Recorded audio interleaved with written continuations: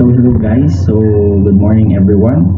So today in our video, since we do not have a class today, we will discuss division of whole number and decimal numbers through this video.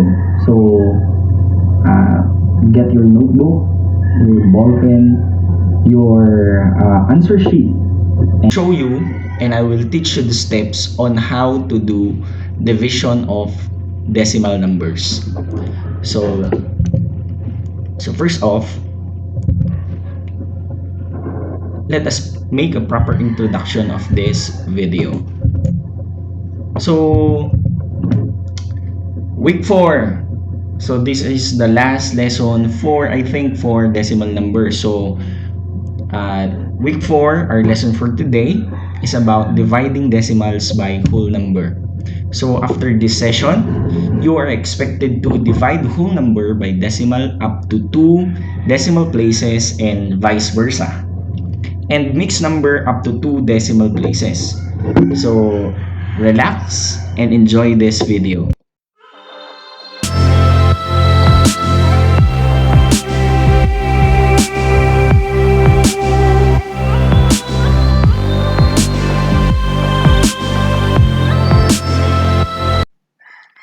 So to start with, I have here a problem.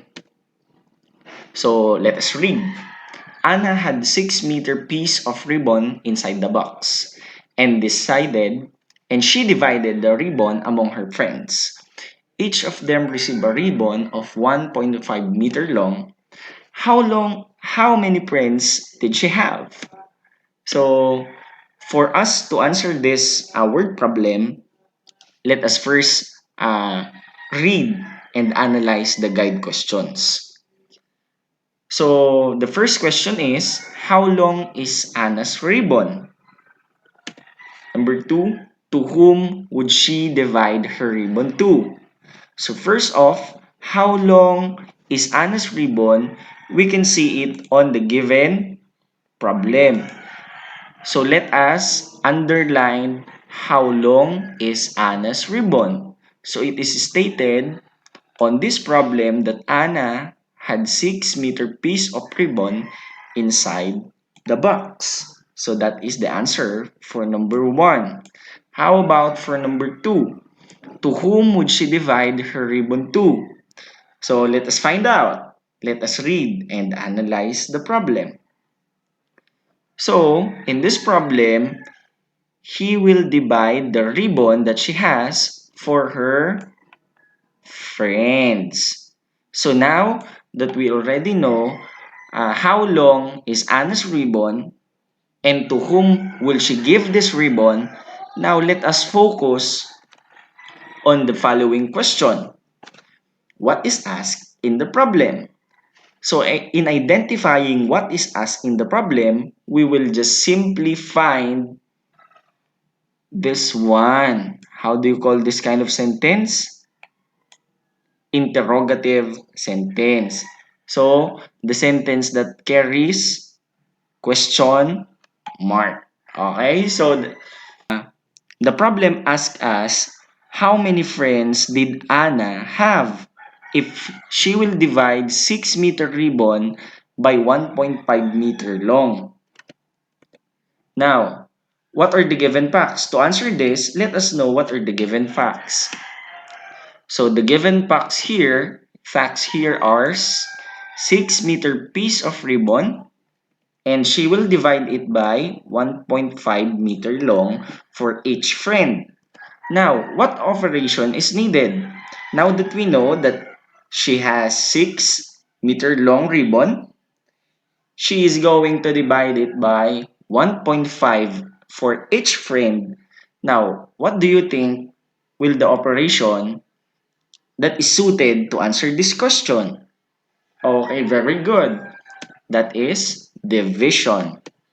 Now, before we get into the process of dividing, let us ask ourselves how to divide.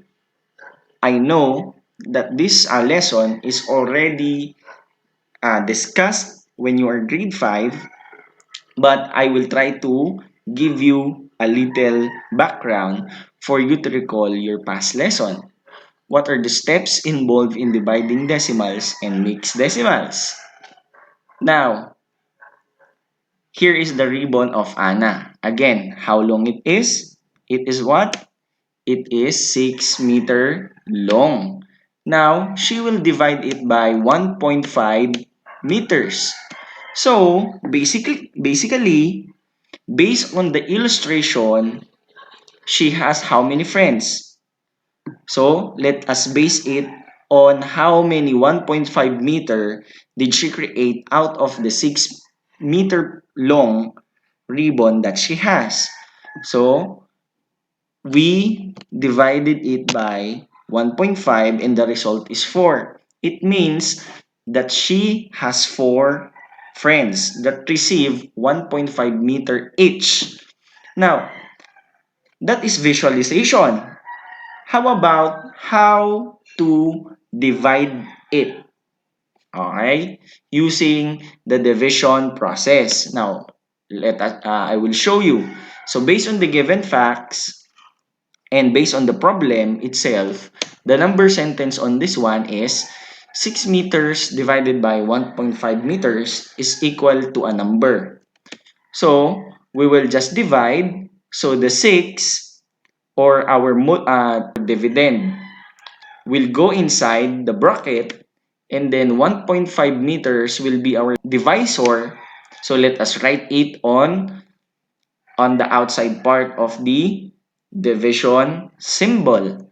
So, now, take note of this.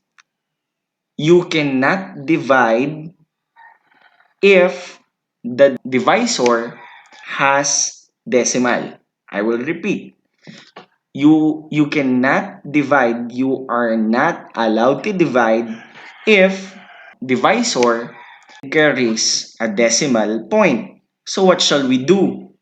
We will try to move the decimal point as far as possible so that 1.5 will be a whole number. So in this case, we will just move it one decimal place to the right to make it what? 15. So, what we do here on the divisor, of course, we will do it also on the dividend. So, we will move this one decimal place to the right. So, the new given number because of this process will be what? Will be 60 divided by 15 because again we move the decimal point one decimal place to the right to make 1.5 a whole number, so it becomes now 15. And the 6 we also move it one decimal place to the right because that is how we did on 1.5. So let us do it also on 6. So it become 60. So now this is whole number, so we can just do the process. So now let us do the process. 60 divided by 15. So, how is that, sir? So, you will just what? Skip count. So, we'll just 15 plus 15 is equal to 30 plus 15, 45 plus 15 is 60. Or you can just simply 15, 30, 45, 60. Therefore, the quotient is what? 4. So, recalling the division process, you will multiply the initial answer to the dividend. So, 4 times 15. So, as you can see, it is 60. Then, you will just subtract. So, the answer is what? So, the answer is 4. So, let us recall. The first initial step in dividing decimal numbers is that make sure to make divisor or the outside number a whole number by moving the decimal place as far as possible until it becomes a whole number. Then, do it also on the dividend or the number inside the division symbol so that it will balance. So, what you do on divisor, you will also do on the dividend. Okay, is that clear? To make things clearer, let us have another example. So, before I forgot, therefore, Anna gave 4 pieces of ribbons to her 4 friends. Okay? So, let us take this an example. So, sir, how about if the divisor is already a whole number? So, that's a good news. So, you will not do anything but just divide it as is. Then let us find out what's the difference. Now let us write it. 58.42 divided by 8. So you will just skip counting by 8 since it is the dividend. So 8, 16, 24, 32, 40, 56. So 7. So this is 56. Let us subtract, then this will result to 2, then bring down 4. Okay, so bring down 4. So 24, 8, 16, 24. So 3.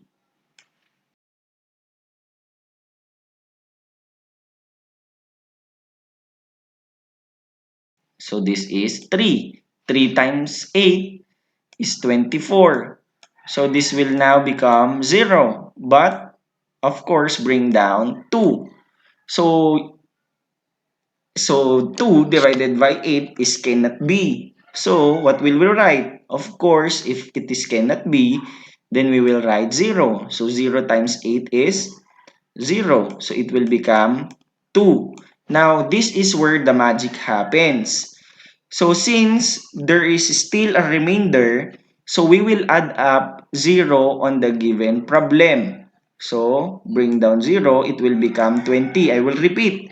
If it has a remainder, add 0 to your divisor and bring it down to make the remainder possible to divide to the dividend. So 20 divided by 8 is what? So let us skip count. So 8, 16. So 2. Okay, 2 times 8 is 16. So this will give us cannot be. So borrow from 2, it will become 10.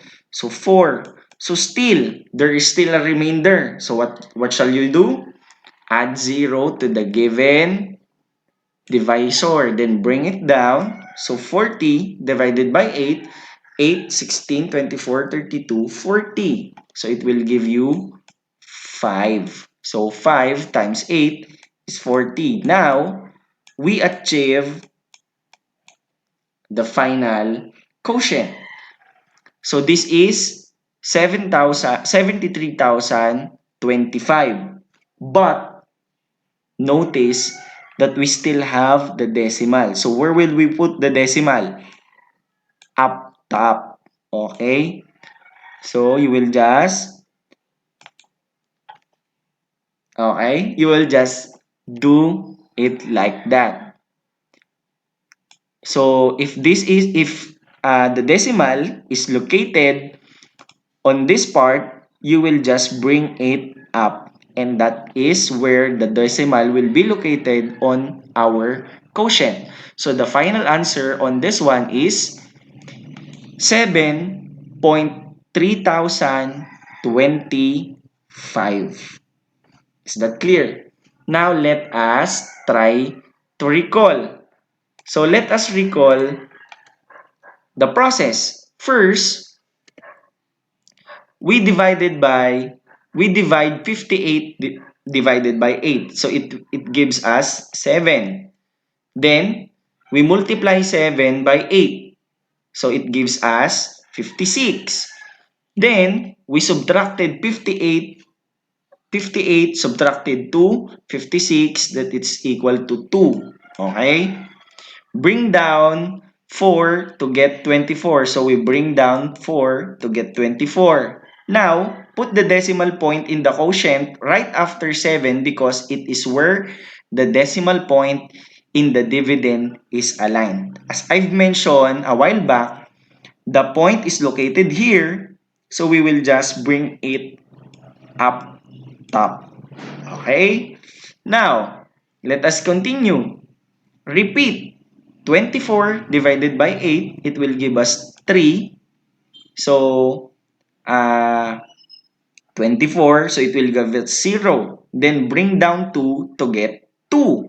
Oh, this is what I'm referring to. Now, let us divide again. Divide 2 divided by 8 cannot be. So, it will give us result as 0. Then we multiply 0 by 8. We multiply 0 by 8, so it gives us 0. Then 2 minus 0 is 2. Bring down 0. So, sir, where does the 0 came from? As I've mentioned a while back, if you still have remainder, you will not stop from there. If you have remainder, add 0 and bring it down so that the remainder will be able to divide to the dividend. Okay? So in this case, 2 becomes 20 and 20 divided by 8 is 2. So it gives us 16. Then we subtract it by 20. So 20 minus 16, as we know, is 4.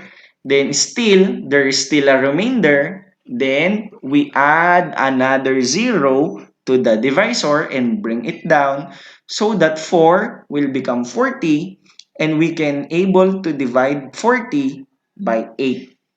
Okay? So 40 minus 40 is equal to 0.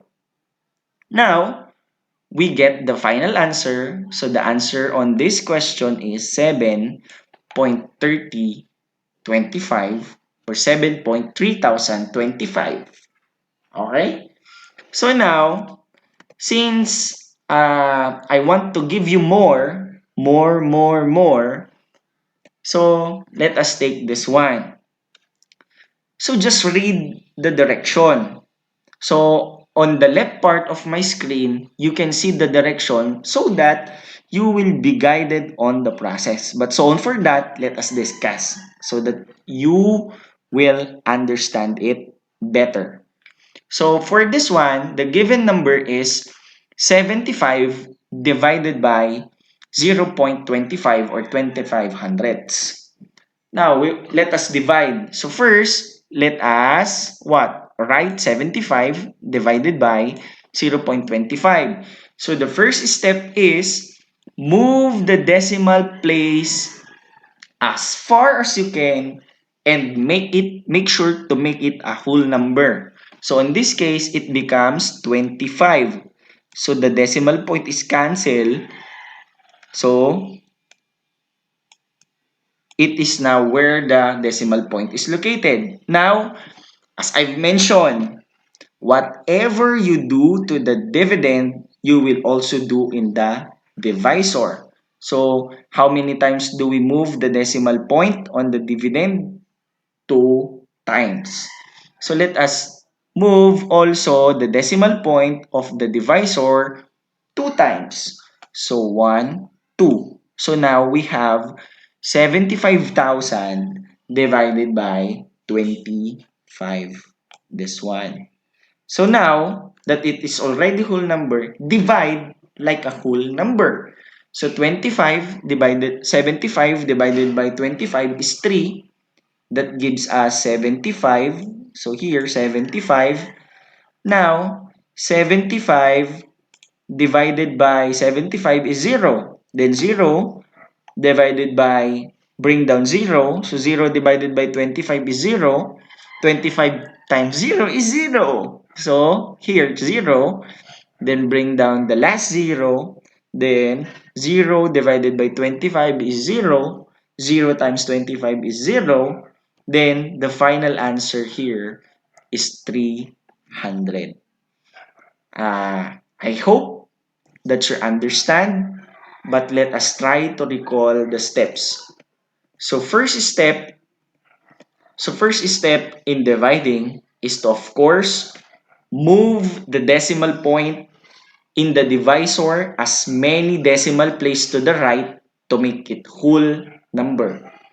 Second, move also the decimal point in the dividend as many places as in the divisor.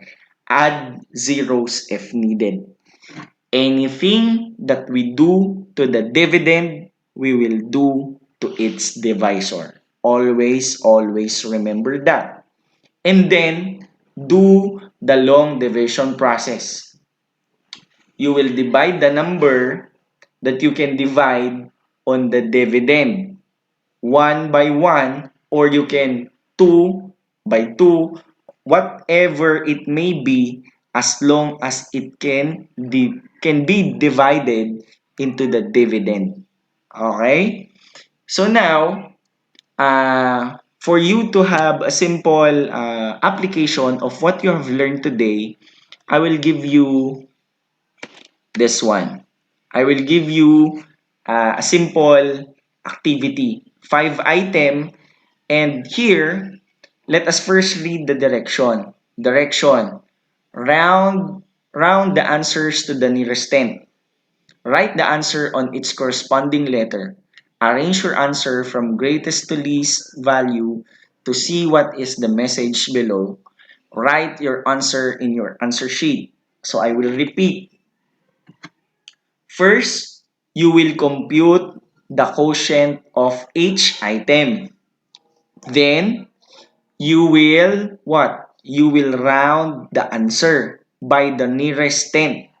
So it means that the decimal number you will get on this one carries one decimal number only. For example, 25.1, uh, 2.1. So it has only one digit decimal number only.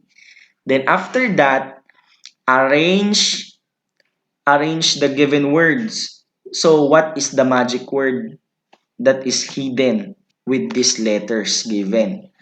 So I hope you learned something today. I hope that you learn the fundamental process. I hope that you already know how to solve division of decimal by whole number or division of decimal by decimal up to two decimal numbers. So if you have questions, you can ask me. So that's it for today. Goodbye. God bless. Stay safe. Peace.